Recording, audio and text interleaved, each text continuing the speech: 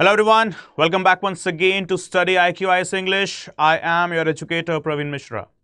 And first and foremost, a heartiest congratulations and greetings and wishes to the civil servants as well as the upcoming civil servants, that is to you guys from the team of Study IQ. That is Happy Civil Services Day, what we must call it, right? So 21st of April, the nation celebrates another wonderful year and also paying tribute to the civil servants of the nation. Who are these civil servants? What are the features? And why do we celebrate the Civil Services Day? Okay, so yes, it's just one name that stands here, that outshines with every name. That is Sardar Vallabhbhai Patel, right? So while he was addressing the batch of officers in October 1947, he, in his very famous speech, he gave the statement that is the civil servants that are the steel frame of India. And the very same one was repeated by him in the very next year, from when we started celebrating the 21st of April as the Civil Services Day, when he was addressing the another batch of officers. But you know what? The major thing here, what Sardar Patel has stated and why Sardar Patel is considered as the father of all India services. Guys, there could be a particular question. Who is known as father of Indian civil services and father of all India services? The two different things. Yes, father of civil services in India, it is given to the name, it is given to, that is Lord Cornwallis. Okay. But when it comes to post-independence and when it comes to the phrase father of all India services, so it will be none other than the great name what we have got here, that is Sardar Patel. The difference, try to understand the difference. Father of civil services in India, it will be Lord Cornwallis. But father of all India services like IAS, IPS, IFS officers, okay, these positions, this will be given to, that is Sardar Patel, right? The difference, right? And it was also the time when majority of the leaders at that time, right? 1940s. They were of the opinion that we should not continue with these imperial services or the civil services as we do not have such need. But it was just one man's voice that gave us our civil services, that is Sardar Patel. He said, no, if you want to have united and integrated India, you need civil servants, you need civil services. So what you can see here, the statement, it comes from Sardar Patel itself, that you will not have a united India if you do not have a good all India service which has the independence to speak out its mind, which has a sense of security that you will stand by your work. Okay, so if you want to bring unity in the country, you must give a sense of security to the people. And this sense of security is guaranteed by just one institution, that is All India Services. So here comes the great man's name, right? So paying tribute to Sardar Patel, we have got this Civil Services Day with us. So where are they trained? Obviously into the Queen of Hills, 6,000 feet above the sea level. Mussoorie. We have got the location, Lal Bahadur Shastri National Academy of Administration. It's your wish, it's a dream, right? You want to be there. You want to have this blue jersey, right? And stand here. That is the balcony through which you can see Mussoorie. This is Labasna, right? Or the LBS in short. The paradise on earth exists. Yes, it does. And it's here. The dream place, right? So yes, we shall achieve this together quite soon, right? And you shall be having this particular place for yourself very soon. Okay, so we have the best wishes, you have the best luck, and yes, you have the best support from us, that is from the team of Study IQ. Don't worry, right? So coming to the features here with regard to the civil services, 21st April, why? So this date actually marks the day when Sardar Vallabhbhai Patel, he was the first Home Minister of the independent India as well. He addressed the probationers of the first batch of the Indian Administrative Services at the Metcalfe House, that is in Delhi, in 1947, in which he coined a term basically, that is steel frame of India, right? In his historic speech, he gave the term what? The steel frame of India. And what is this steel frame? The All India Services or the civil services of the country. What is the purpose?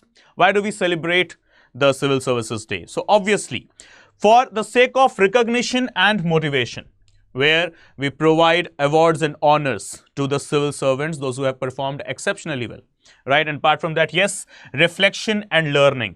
So it represents the skill of ethics, it represents the sense of responsibility, as well as the sense of appeasement to the young servants as well as to the others, those who are about to join the civil services as well. So this is what the awards and innovation, reflection and learning, and yes, recognition and motivation that is badly needed into the life of a civil servant.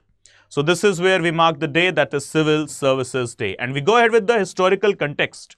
That's the most important thing. So from the time period of the Mauryan Empire to Mughal Empire to British Empire, civil services has been the basic theme of the united and integrated society. So as you can see, when you talk about the Mauryan era, so we have got the name Arthashastra by the greatest diplomat of the ages, that is Kautilya or Vishnugupta or popularly Chanakya. Mentions the civil services in itself, okay, as with the name Amatyas, those who were the ministers but also the officers. We talk about the Mughal administration. Yes, we have also got the persons or the organizations like Mansabdars and Subedars.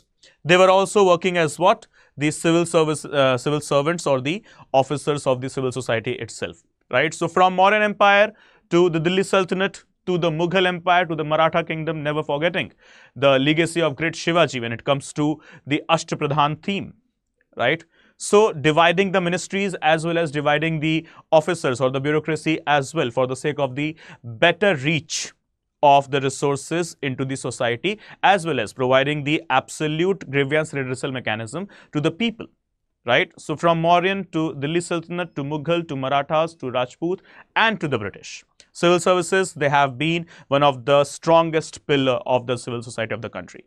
So when we talk about the evolution into the modern ages, right? So it is, yes, we have got Lord Cornwallis considered as the father of civil services in India. But when we talk about the father of all India services, that will be Sardar Patel. Then until the mid 19th century, directors of the East India Company, remember the evolution, how they took place. Until the 19th century, the directors of the East India Company, they nominated youth for civil services. And the covenanted civil services formed the European elite of the Indian administration. So remember, till 19th century, the civil servants, they were nominated. They were not selected, no examination was taking place. But things changed, okay? So entry required passing a simple examination for admission to the company's college at Haileybury, okay? That is in England. So a small type of an examination they used to take, the nominated persons only, not anyone, only the nominated persons only. So in that, a small examination used to take place, and those who used to qualify, they were trained at a college that is known as Haileybury College. Okay. Then the next thing what we can see here, training at the Haileybury included 2 years of the study in law, in the subjects of political economy and Indian languages. Okay, and appointees were sent to India after the training. Lord Wellesley founded the College of Fort Williams in Calcutta in the year 1800 to educate young recruits for the civil services. So earlier Haileybury in England, where the 2-year training used to happen, where the subjects of law, political economy and Indian languages, they used to be taught. Then after the training, these people, they were sent to India for the services. But in the year 1800, what happened? Lord Cornwallis, he opened a college named as Fort William, where in Calcutta. For the sake of what? For the sake of further training of the young recruits into the civil services. Then the transition happened, that is transition to competitive examinations. Okay, that is Lord Macaulay's Reform, another wonderful reform which come from the British government itself, that is Lord Macaulay's Reform. What is this? So as we can see here, the Charter Act of 1853, it abolished the patronage of what? The patronage system, and introduced open competitive examinations. So it was who? It was Lord Macaulay. Okay, year 1853. Through which act? Through the Charter Act of 1853. And we have got some further great names at that time, that is Charles Trevelyan and Robert Lowe. So the two names, okay, that are still remembered into the civil services, that is once again Charles Trevelyan and Robert Lowe, who supported competitive exams as a way to select candidates with character and ability, for which a committee in the year 1855 was established, that is named as Macaulay Committee. Okay, so it recommended, Lord Macaulay's report introduced a merit-based civil services. So initially that nomination thing was there, that was disbanded, discontinued, and with regard to the recommendations from the two great names there, that is Charles Trevelyan and Robert Lowe, Macaulay Committee was established, and it reported in the year 1855 itself that now it's time for us to go ahead and provide a particular platform of taking examinations that shall test not just the character but also the ability of an individual, okay, and these individuals shall be now put forward for the training and then introduced or inducted into the Indian civil services, right? So guys, remember, firstly we have got, yes, Lord Cornwallis, and then we have got the another name, it is Lord Wellesley, and then the third name we have got the Lord Macaulay. Okay, and yes, two great servants of the time, Charles Trevelyan and Robert Lowe. Next, civil servants should be university graduates, preferably from Oxford or Cambridge. This is also was a particular eligibility criteria. Not eligibility criteria, but they were given more advantage if they are graduated from colleges like Oxford or Cambridge, right? So the emphasis placed on general academic education, not vocational or legal training. And what it recommended? It recommended replacing the patronage system with a competitive examination, and hence a civil service commission was established in London in the year 1854. Right? So remember, Macaulay Committee happened in 1855. Okay, but before that only Lord Macaulay recommended that examinations should happen. It should be not based on the patronage system of the nomination. Okay, so in 1854, a royal commission was established for the sake of civil services examination. Okay, and it was taking place inside the city of London only, not even throughout England. The examinations, they used to take place in the city of London only, right? Which was later on opened for the Indians as well. And in 1864, we have got the greatest name in the Indian civil services, that who became the first Indian to qualify the civil services exam. He was named Sri Satyendranath Tagore. Okay, what was the name? Sri Satyendranath Tagore. But remember, examinations, they were still happening inside England only. Though the names Macaulay, Wellesley, they came in, but still the imperialism was followed by the British Crown. That is, the civil services examination was till the time period of 1922. They were happening, or they were held only in the city of London, that is England, and because of which many of the Indians, they would, means like they were the ones, those who were capable of qualifying but couldn't appear in the examination because of its venue, because of its location, right? So Satyendranath Tagore became the first such person, but then further reforms, they came in after the First World War, and from 1922 onwards, Indian civil services exams, that is ICS, they begin in India, initially in the city of Allahabad, that is modern day Prayagraj, and later, couple of years later, it was shifted to Delhi. So remember guys, it was only and only after the Montague-Chelmsford Reforms Act, okay, of 1919. In 1922, civil services exam also started to be held in the city of Allahabad, India. Later, couple of years later, around 5 years later, the examination used to held in Delhi. But initially in the year 1922, with the virtue of the Montague-Chelmsford Reforms Act, the civil services, they used to have the examinations, they used to take place where? In the city of Allahabad, that is modern day Prayagraj. Okay, so exams, they were held in London. Okay, alongside, on the parallel side. So London also the venue used to be there, as well as Allahabad, and later on Delhi also used to be the particular center. And a federal public service commission was set up, which post-independence came to be known as UPSC, that is Union Public Service Commission. And we have got two commissions as well. Those who recommended for the upgradation and enhancement of the civil services as well as civil services examination. So what are these two names? As you can see, the first one, Atchison Committee, and the second one, Islington Committee. Okay, so we talk about Atchison Commission.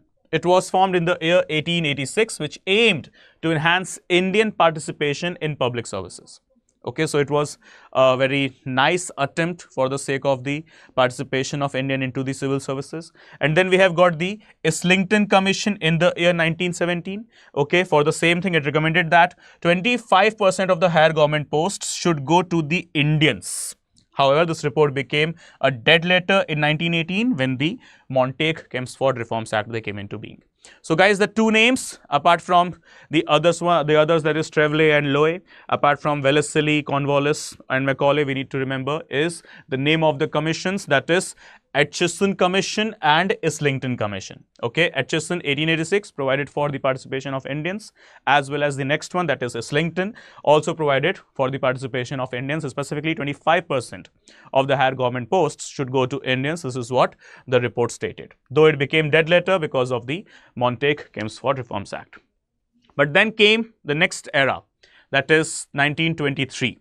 When a Royal Commission on Superior Civil Services was established, and it provided three things: all India services, central services and provincial services, right?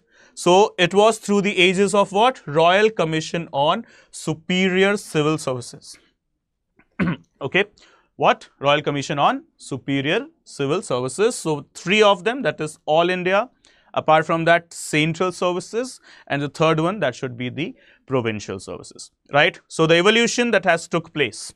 So we have discussed each and every parameter, and once again from the team of StudyIQ, from my side, from every one of us, we say greetings and wishes to all the civil servants and to the upcoming civil servants as well, specifically to our dear students. Okay, we wish, we pray and we support in your journey from being a common man to the IAS, IPS, IFS, IRS officers and so on, right? So guys, that's it from my side today. This is me, Praveen Mishra, signing off. See you all now 10 p.m. into the current affairs MCQs. Okay, so as you know, the StudyIQ IAS English channel, from morning to night, that is 10 p.m. onwards, 10 p.m. till 10 p.m. We are providing you the most quality and quantity content, okay, once again, to have our dear students into the civil services, so that we can also proudly say that yes, they are our students. Okay, we celebrate Civil Services Day together one day for sure into the paradise that is Labasna or wherever you guys are posted, right? So for that, please do subscribe our channel, okay, and success shall be yours quite soon. And in case you wish to connect with me, so we can connect over two platforms, that is the first one Instagram and the second one Telegram. So on Instagram, you can connect with the username Praveen Mishra _2107, and on Telegram you can connect with the username study_with_Praveen, right? So wherever you wish to connect, just let me know, okay, your doubt there, and I shall surely consider it at the earliest possible time.